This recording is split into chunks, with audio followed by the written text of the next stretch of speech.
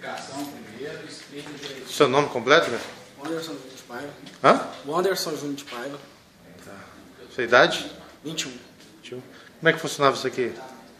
Arrancava o rótulo da cerveja local, comprava local, arrancava o rótulo da local, tirava o rótulo da outra que eu pegava vazia, transferia só os rótulos de uma para outra. Você fazia tudo aqui dentro mesmo? Tudo aqui dentro. Mostra pra gente aqui. Um rótulo dessa aqui, que é dos engradados vazios. Sim. Pega desse.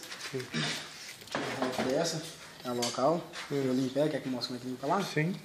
Não, tá tranquilo.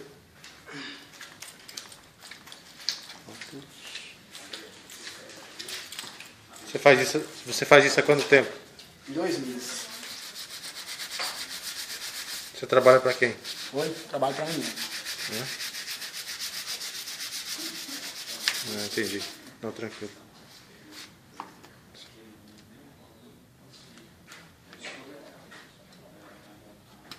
Aí ela seca normal. Isso, deixa ela secando e você.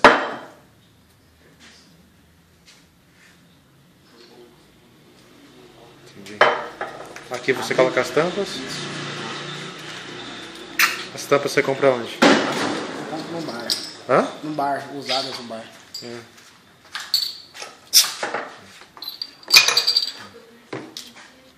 Esse aqui é cristal, deixa eu pegar um pouco desse.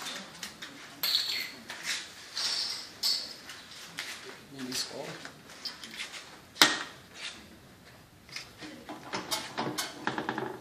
Entendi. Tranquilo. Ok, então.